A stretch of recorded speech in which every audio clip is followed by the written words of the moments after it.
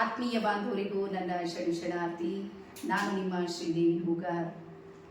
ನಮಗೆ ಬಾಲ್ಯದಿಂದಲೂ ಸಮೇತ ಒಂದು ಕಹಿ ಸತ್ಯವನ್ನ ಬಹಳ ಏನಾಯ್ತು ಅಂದ್ರೆ ಹೈಡ್ ಮಾಡಲಾಯ್ತು, ಅಂದ್ರೆ ಮುಚ್ಚಿಡಲಾಯ್ತು. ಆ ಕಹಿ ಸತ್ಯ ಯಾವುದು ಅಂದ್ರೆ ಹಣ ಅನ್ನುವಂಥದ್ದು. ಹಾಗಾಗಿ ಹಣ ಅನ್ನುವಂಥದ್ದು ನಮಗೆ ಅಗತ್ಯ ಇಲ್ಲ, ಅನಿವಾರ್ಯ ಇದೆ ಅನ್ನುವಂಥದ್ದನ್ನ ನಮಗೆ ನಮ್ಮ ಕುಟುಂಬ ಕಲಿಸೋದ್ರಲ್ಲಿ ಎಲ್ಲೋ ಒಂದು ಕಡೆ ಒಂದು ಹೆಜ್ಜೆಯನ್ನ ಹಿಂದೆ ಇಟ್ಟಿರುವಂಥದ್ದನ್ನ ನಾವು ನೋಡ್ತೀವಿ. ಹಣ ಅಂದ ತಕ್ಷಣ ನಮ್ಮ ಮಧ್ಯಮ ವರ್ಗದ ಕುಟುಂಬದವರಿಗೆ ಭಯ, ಆತಂಕ ಅಥವಾ ಸಿಡಿಪಿಡಿ ಮಾಡೋದು, ಅಥವಾ ಹಣ ಅಂದರೆ ಹೆದರೋದು, ಹಣ ಬಂದರೆ ವ್ಯಕ್ತಿತ್ವ ಹಾಳಾಗುತ್ತೆ ಅನ್ನೋದು, ಹಣ ಬಂದರೆ ಯಾರು ನಮ್ಮನ್ನು ಕೇರ್ ಮಾಡೋದಿಲ್ಲ ಅಂತ ವಿಚಾರ ಮಾಡೋದು, ಹಣ ಬಂದರೆ ಅಹಂಕಾರ ಬರುತ್ತೆ ಅನ್ನುವಂಥದ್ದು, ಹಣ ಬಂದರೆ ಎಲ್ಲರ ಮೇಲಿನ ಭಕ್ತಿ ಭಾವ ಕಡಿಮೆ ಆಗುತ್ತೆ ಅನ್ನುವಂಥದ್ದು, ಹಣ ಜಾಸ್ತಿ ಆದರೆ ನಮಗೆ ಜನ ಗೌರವ ಕೊಡೋದಕ್ಕಿಂತ ಹೆಚ್ಚು ಹಿಂದೆ ಚುಚ್ಚಿ ಮಾತಾಡುತ್ತಾರೆ ಅನ್ನುವಂಥದ್ದು, ಹಣ ಬಂದರೆ ನಮ್ಮಿಂದ ಎಲ್ಲರೂ ದೂರ ಆಗ್ತಾರೆ, ನಮ್ಗೆ ಯಾರು ಕೇರ್ ಮಾಡೋದಿಲ್ಲ. ಈ ರೀತಿಯ ಕಪೋಲ ಕಲ್ಪಿತ ವಿಚಾರಗಳನ್ನ ನಮ್ಮ ಮಧ್ಯಮ ವರ್ಗ ಕುಟುಂಬ ಇದೆ ನೋಡ್ರಿ, ಅದು ಜೀನ್ಸ್ಗಳ ಮೂಲಕನೇ ಇದು ನಮಗೆ ಟ್ರಾನ್ಸ್ಫರ್ ಆಗಿತ್ತು. ಅದು ನಮಗೂ ಅನಿಸುತ್ತೆ ಬಾಲ್ಯದಿಂದಲೂ ಯಾಕೆ ಈ ರೀತಿ ನಮ್ಮ ಸ್ವಭಾವ ಬಂತು ಅಂದ್ರೆ ನಮ್ಮ ಕುಟುಂಬಗಳು ಅದೇ ಮನಸ್ಥಿತಿಯನ್ನ ಇಟ್ಕೊಂಡು ಅವರ ಹಿಂದಿನ ಜನಾಂಗ ಅವ್ರ ಹಿರಿಯರು ಅವ್ರಿಗೆ ಅದೇ ರೀತಿ ಕಲಿಸಿದ್ರು. ಮುಂದೆ ಬಂದು ನಮಗೆ ನಮ್ಮ ಕುಟುಂಬವು ಸಮೇತ ಅದನ್ನೇ ನಮ್ಗೆ ಕಲಿಸಿತು. ಇವತ್ತು ಮತ್ತೆ ಏನಾಗಿದೆ ಅಂದ್ರೆ ನಾವು ಸಮೇತ ನಮ್ಮ ಮಕ್ಕಳಿಗೆ ಅಂತಹದ್ದೇ ಮನಸ್ಥಿತಿಯನ್ನ ಎಲ್ಲೋ ಒಂದು ಕಡೆ ಕ್ರಿಯೇಟ್ ಮಾಡಿದೀವಿ ನಾವು. ಹಾಗಾಗಿ ಬೇಕಾದ್ರೆ ನೀವು ಪರೀಕ್ಷೆ ಮಾಡ್ರಿ, ಮಕ್ಕಳಿಗೆ ಯಾವ ರೀತಿ ನಾವು ಮಾಡಿ. ಒಂದು ಶ್ರೀಮಂತ ಮಗುವಿಗೆ ಒಂದು 100 ರೂಪಾಯಿ ನೀವು ಆ ಮಗುವಿಗೆ ಕೈದಾಗ ಕೊಡ್ರಿ, ಅವ್ರ ಮನೆಗೆ ಹೋಗಿ ವಾಪಸ್ ಬರುವಾಗ ಆ ಮಗು ಒಂದು ಶಬ್ದನೂ ಏನು ಹೇಳೋದಿಲ್ಲ, ತೆಗೆದುಕೊಂಡು ಸ್ಮೈಲ್ ಮಾಡಿ ಥ್ಯಾಂಕ್ ಯು ಅಂತ ಹೇಳುತ್ತೆ. ಇದು ಶ್ರೀಮಂತರ ಮಗು. ಅದೇ 100 ರೂಪಾಯಿ ಒಂದು ಬಡತನ ಪರಿಸ್ಥಿತಿ ಅಥವಾ ಮಧ್ಯಮ ವರ್ಗದಲ್ಲಿರುವಂತಹ ಮಗುವಿಗೆ 100 ರೂಪಾಯಿ ಕೊಡ್ರಿ, ಆ ಮಗು 2 ಕೈಯನ್ನ ಮುಷ್ಟಿ ಹಿಡಿಯುತ್ತೆ, ಜಿದ್ ಮಾಡುತ್ತೆ, ನಾನು ತಗೊಳ್ಳೋದಿಲ್ಲ. ಅವಾಗ ಎಲ್ಲರೂ ಆಗೋದಕ್ಕೆ ಒತ್ತಾಯ ಮಾಡ್ತಾರೆ, ತಗೋ ಅಂತ. ಅವ್ರು ಕೊಡೋರು ಸಮೇತ ಅದ್ರ ಇದ್ದಿರೋ ಕೈಯನ್ನ ಬಿಡಿಸಿ ಆ 100 ರೂಪಾಯಿಯನ್ನ ಅದರಲ್ಲಿ ಇಡ್ತಾರೆ. ಅಂದ್ರೆ ಹಣವನ್ನ ಕುರಿತು ಈ ಮಗುವಿನ ಮೈಂಡ್ ಸೆಟ್ ಅನ್ನ ಪೇರೆಂಟ್ಸು ಯಾವ ರೀತಿ ನಿರ್ಮಾಣ ಮಾಡಿದ್ದಾರೆ ಅನ್ನೋದು ಗಮನಿಸ್ರಿ. ಹಾಗಾದ್ರೆ ಹೇಳ್ರಿ, ಯಾರು ಸರಳವಾಗಿ ಸಹಜವಾಗಿ ಹಣವನ್ನ ಅಂದ್ರೆ ಲಕ್ಷ್ಮಿಯನ್ನ ಸ್ವೀಕಾರ ಮಾಡಿದ್ರು, ಅವ್ರ ಹತ್ರ ಸರಳವಾಗಿ ಸಹಜವಾಗಿ ಯೂನಿವರ್ಸ್ ಕೊಡೋದಕ್ಕೆ ಶುರು ಮಾಡಿದ್ರು. ಅದೇ ಈ ಕಡೆಯಿಂದ ಮಗು ನಾನು ತಗೊಳ್ಳೋದಿಲ್ಲ ಅಂತ ಮುಷ್ಟಿ ಬಿಗಿ ಹಿಡಿದಾಗ ಯೂನಿವರ್ಸಿಗೆ ಏನ್ ಮೆಸೇಜ್ ಹೋಗ್ತದ್ರ, ಇವನಿಗೆ ಹಣದ ಅವಶ್ಯಕತೆ ಇಲ್ಲ. ಎಲ್ಲೋ ಒಂದ್ ಕಡೆ ಬ್ಲಾಕೇಜಸ್ ನಮ್ದು ಸ್ಟಾರ್ಟ್ ಆದ್ರು. ಬಾಲ್ಯದಿಂದಲೇ ಇದು ನಮಗೆ ಪ್ರಾರಂಭ ಆಗಿತ್ತು. ಸತ್ಯ ಅನಿಸ್ತಾ ಇದೆ ಅಂತ ಹೇಳಿ ನಾನು ನಿಮ್ಗೆ ಯೋಚನೆ ಮಾಡ್ತಾ ಇದ್ದೀನಿ, ಯಾಕಂದ್ರೆ ನಾವೆಲ್ಲ ಹಂಗೆ ಬೆಳೆದಿದ್ದು. ಹಾಗಾದ್ರೆ ಈ ಪ್ಯಾಟರ್ನ್ ಏನಾದ್ರೂ ಬದಲಾಯಿಸ್ಬೇಕಾ? ಇದು ಸರಿ ಅಂತೇಳಿ ನಾವು ಅನ್ಕೊಂಡಿರ್ತೀವಿ. ನೀವು 20-30 ವರ್ಷದ ಹಿಂದೆ ಹೋದ್ರ 100, 200, 500 ರೂಪಾಯಿದಾಗ ಒಂದೊಂದು ತಿಂಗಳು ಮನೆ ನಡೀತಾ ಇತ್ತು. ಈಗ 50,000 ಇದ್ರೂ ಮನೆ ನಡೆಯೋದು ಕಷ್ಟ ಇದೆ. ನಿಮ್ಗೆ ಗೊತ್ತಿದೆ ಯಾವ ರೀತಿಯ ವ್ಯವಸ್ಥೆಯನ್ನ ನಾವು ಮಾಡಿ. ಇದು ಒಂದು ಕಡೆ ಆಯ್ತು.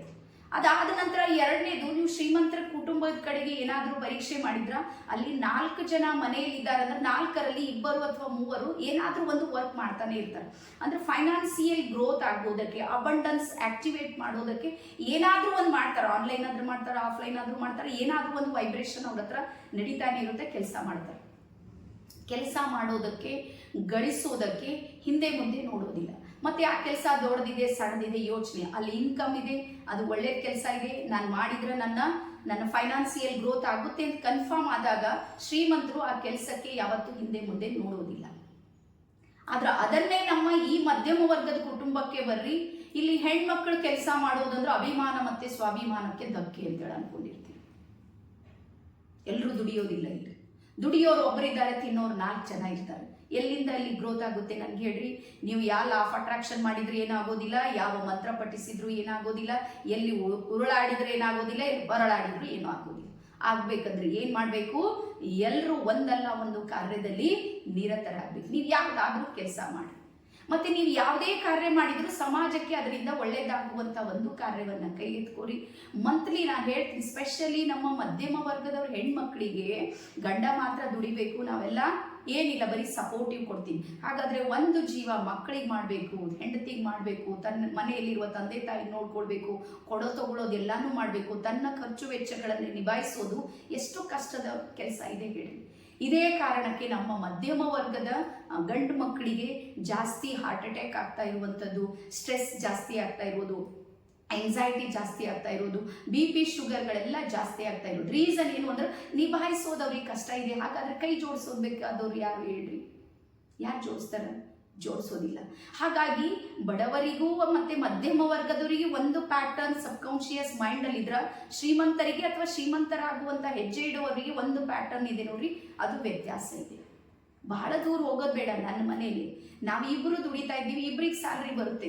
ಯಾವುದೇ ನಮಗೆ ಖರ್ಚು ವೆಚ್ಚ ಬಂದಾಗ ನಾವು ಯೋಚನೆ ಮಾಡೋದು ಬೇಕಾಗಿಲ್ಲ. ನಮಗೆ ಆಯ್ತು, 1 ತಿಂಗಳು 2 ತಿಂಗಳು ಆದ್ಮೇಲೆ ಅದನ್ನ ನಾವು ಬ್ಯಾಲೆನ್ಸ್ ಮಾಡ್ಬೋದು. ಯಾವುದೋ ಒಂದು ಕಾರಣಕ್ಕೆ 1 ಲಕ್ಷ 2 ಲಕ್ಷ ಹಾಸ್ಪಿಟಲ್ಗೂ ಮತ್ತೆಲ್ಲೋ ನಮ್ಮ ಖರ್ಚು ವೆಚ್ಚ ಇದೆ. 1-2 ತಿಂಗಳು ಎಕ್ಸ್ಟ್ರಾ ಏನಾದ್ರೂ ಸ್ವಲ್ಪ ಉಳಿತಾಯ ಮಾಡಿದ್ರೆ ಅದನ್ನ ನಾವು ಅಲ್ಲಿ ಪ್ಯಾಚ್ ಅಪ್ ಮಾಡ್ಬೋದು. ಅದೇ ಒಬ್ಬರೇ ದುಡಿಯೋರು 50ರಿಂದ 1 ಲಕ್ಷ ಏನಾದ್ರೂ ಮೈ ಮೇಲೆ ಹೊರೆ ಬಂದ್ರೆ ಮಿನಿಮಮ್ 1ರಿಂದ 2 ವರ್ಷ ಸಾಲ ತೀರಿಸ್ತಾರೆ. ಪ್ರತಿ ತಿಂಗಳು 5,000 ಸಾವಿರ 10,000 ಸಾವಿರ. ಇದು ಯಾವಾಗ ಬದಲಾಗಬೇಕು ಹೇಳ್ರಿ? ಸೊ ಹಾಗಾಗಿ ಇವತ್ತು ನಿಮಗೂ ಏನಾದ್ರೂ ಮೈಂಡ್ ಅಲ್ಲಿ ವೈಬ್ರೇಷನ್ ಬಂದಿದೆ, ಎಸ್ ನಾನು ಈ ಮನಸ್ಥಿತಿಯಿಂದ ಬದಲಾವಣೆ ಆಗಬೇಕು ಅಂತ ಏನಾದ್ರೂ ಅನಿಸಿದ್ರ, ನಾವು ಈ ಸಲ ಮನಿ ಮ್ಯಾಗ್ನೆಟ್ ಅನ್ನುವಂಥ ಒಂದು ಕೋರ್ಸ್ ಅನ್ನ ತಗೊಂಡು ಬರ್ತಾ ಇದ್ದೀವಿ.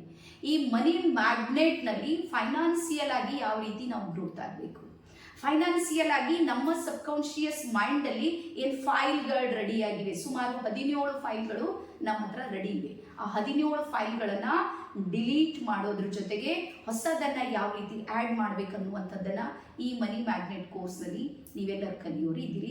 ಸ್ಪೆಷಲಿ ಇದಕ್ಕೆ ಮನಿ ರೇಖಿ ಅನ್ನುವಂಥ ಒಂದು ಹೆಸರಿನಿಂದನೂ ನಾವು ಕರಿತಾ ಇರ್ತೀವಿ. ಸೊ ಹಾಗಾಗಿ ತಮ್ಮೆಲ್ಲರಿಗೆ ಹೇಳೋದು ಏನು ಅಂದ್ರ, ಇನ್ನೊಂದು ಸಲನೂ ಹೇಳ್ತೀನಿ, ಈ ಸದ್ಯದ ಪರಿಸ್ಥಿತಿಯಲ್ಲಿ ಹಣ ಇಲ್ಲದೇನೆ ಮಗುವಿನ ಜನ್ಮ ಸಮೇತ ಆಗೋದಿಲ್ಲ. ಒಂದ್ ವೇಳೆ ಜನ್ಮ ಆದ್ರೂ ತಾಯಿಯಿಂದ ಮಗುವಿಗೆ ಅದು ಉರಿ ಕಟ್ ಮಾಡ್ತಾರೆ ನೋಡಿ, ಉರಿ ಕಟ್ ಮಾಡೋರು 500 ರೂಪಾಯಿ ತಗೊಂಡಿರ್ತಾರೆ. ಇದು ವಾಸ್ತವ, ಕಹಿ ಸತ್ಯ. ಹಾಗಾಗಿ ಜನನದಿಂದ ಮರಣದ ಕೊನೆ ಕ್ಷಣ ಅಲ್ಲ, ಮರಣದ ನಂತರನೂ ಎತ್ತು ಒಯ್ದು ಹಾಕಬೇಕು ಅಂದ್ರೂ ಅಲ್ಲೂ ಸಮೇತ ಹಣದ ಅವಶ್ಯಕತೆ ಇದೆ. ಯಾವುದು ಅನಿವಾರ್ಯ ಇದೆ, ಆ ಲರ್ನಿಂಗ್ ನಲ್ಲಿ ಎಲ್ಲೋ ನಾವು ಹಿಂಜರಿಕೆ ಇದೆ. ಆ ಕಲಿಕೆಗೆ ನಾವು ಉತ್ಸಾಹವನ್ನ ಕೊಡ್ತಾ ಇಲ್ಲ. ಸೊ ಹಾಗಾಗಿ ಗಳಿಕೆ ಎಲ್ಲಿ ಸಾಧ್ಯ ಇದೆ ಅಂದ್ರ ಕಲಿಕೆಯಿಂದ ಮಾತ್ರ ಸಾಧ್ಯ ಇದೆ. ಹೊಸ ಹೊಸ ಹೊಸ ಹೊಸ ಕಲಿಕೆಗಳು ಇದೀಗ ಬರ್ತಾ ಇವೆ. ನೀವು ಅಂದ್ರೆ ಎಷ್ಟೊಂದು ಅದ್ಭುತ, ಪ್ರತಿಯೊಂದು ಕ್ಷೇತ್ರದಲ್ಲೂ ಸಮೇತ ನಾವು ಗಳಿಸ್ಬೋದು. ನಾನು ಹೆಣ್ಮಕ್ಳಿಗೆ ಹೇಳ್ತೀನಿ, ಮಂತ್ಲಿ 5,000 ಗಳಿಸಿದ್ರು ಸಮೇತ ನಿಮ್ಮ ಮನೆ ರೆಂಟ್ ಹೋಗುತ್ತೆ, ಅಷ್ಟಾದ್ರೂ ನೀವು ಯಜಮಾನರಿಗೆ ಸಪೋರ್ಟ್ ಮಾಡ್ಬೋದು. ಮಂತ್ಲಿ 10,000 ಮಾಡಿದ್ರೆ ನೀವು ನಿಮ್ಮ ಮಕ್ಕಳ ಫೀಸನ್ನ ಪೇ ಮಾಡ್ಬೋದು, ಅಲ್ಲಿ ನಿಮ್ಮ ಯಜಮಾನರು ಅದಿಷ್ಟು ಉಳಿತಾಯ ಮಾಡ್ಬೋದು. ಹಾಗಾಗಿ ಒಗ್ಗಟ್ಟಾಗಿ ಮಾಡಿದಾಗ ಮಾತ್ರ, ಎಲ್ಲರ ಭಾರ ಎಲ್ಲರ ಹೆಗಲ ಮೇಲೆ ಇದ್ದಾಗ ಮಾತ್ರ ಎಲ್ಲರೂ ರಿಲ್ಯಾಕ್ಸ್ ಆಗಿರೋದಕ್ಕೆ ಸಾಧ್ಯ ಇದೆ. ಒಬ್ರು 24 ತಾಸು ರೆಸ್ಟ್ ಮೋಡ್ ನಲ್ಲಿದ್ದಾರೆ, ಒಬ್ರು 24 ತಾಸು ದುಡಿಯೋ ಮೋಡ್ ನಲ್ಲಿದ್ದಾರೆ ಅಂದ್ರೆ ಇದು ಬ್ಯಾಲೆನ್ಸಿಂಗ್ ಇದೆ ನೋಡ್ರಿ, ಇದು ತಪ್ತಾ ಇದೆ ನಮ್ದು, ಸ್ಪೆಷಲಿ ನಮ್ಮವರು. ಸೊ ಹಾಗಾಗಿ ಯೋಚಿಸಿ, ಚಿಂತಿಸಿ ಮತ್ತೆ ಪರಿವರ್ತನೆ ಆಗ್ರಿ. ಈ ಪರಿವರ್ತನೆ ಆಗ್ಲಿಲ್ಲ ಅಂದ್ರೆ ಮತ್ತೆ ಅವಕಾಶ ಬರುತ್ತೆ ಅಂತ ನಾನಂತೂ ಅನ್ಕೊಳ್ಳೋದಿಲ್ಲ. ನಾನು ಯಾಕೆ ಇಷ್ಟೊಂದು ಗಂಭೀರವಾಗಿ ಈ ವಿಷಯವನ್ನ ಹೇಳ್ತಾ ಇದ್ದೀನಿ ಅಂದ್ರೆ, ನಾನು ಇಂಥದ್ದನ್ನ ಅನುಭವಿಸಿದ್ದೀನಿ. ಇಂಥದ್ರಲ್ಲಿ ಇವತ್ತು ಇನ್ನೂ ನನ್ನ ಸುತ್ತ ಬಹಳಷ್ಟು ಜನ ಇದ್ದಾರೆ, ಪರಿವರ್ತನೆ ಆಗೋದಕ್ಕೆ ತಯಾರಿಲ್ಲ, ಅದೇ ಹಳೆ ಪ್ಯಾಟರ್ನ್ ನಲ್ಲಿ ಬದುಕೋದಕ್ಕೆ ಇಷ್ಟಪಡ್ತಾರ, ಅದೇ ಒದ್ದಾಟ, ಅದೇ ಹೋರಾಟ, ಅದೇ ಬಡದಾಟ, ಅದೇ ಸ್ಟ್ರೆಸ್ ಮಾಡ್ಕೊಂಡಿರ್ತಾರೆ. ಆದ್ರೂ ಸಮೇತ ಏನೋ ಒಂದು ಎಕ್ಸ್ಟ್ರಾ ವರ್ಕ್ ಮಾಡ್ಬೇಕನ್ನೋದು ಯೋಚನೆ ಮಾಡೋದಿಲ್ಲ. ಯಾರು ಯೋಚಿಸ್ಬೇಕು? ನೀವು ಯೋಚಿಸ್ಬೇಕು, ನೀವು ಚಿಂತಿಸಬೇಕು, ನೀವು ನಿರ್ಧಾರವನ್ನು ಕೈಗೊಂಡಾಗ ಮಾತ್ರ ಪರಿವರ್ತನೆ ಆಗೋದಕ್ಕೆ ಸಾಧ್ಯ ಇದೆ ಅಂತ ಹೇಳ್ತಾ ಎಲ್ಲರಿಗೂ ಇನ್ನೊಂದ್ಸಲ ಶರಣಾರ್ಥಿ, ಧನ್ಯವಾದ. ಬನ್ನಿ, ಈ ಕೋರ್ಸ್ನಲ್ಲಿ ಏನೇನಿದೆ ಅಂತ ಹೇಳಿ ಮೊದಲು ತಿಳ್ಕೊಳ್ರಿ, ಆನಂತರ ಆಕ್ಷನ್ ತಗೊಳ್ರಿ. Thank you.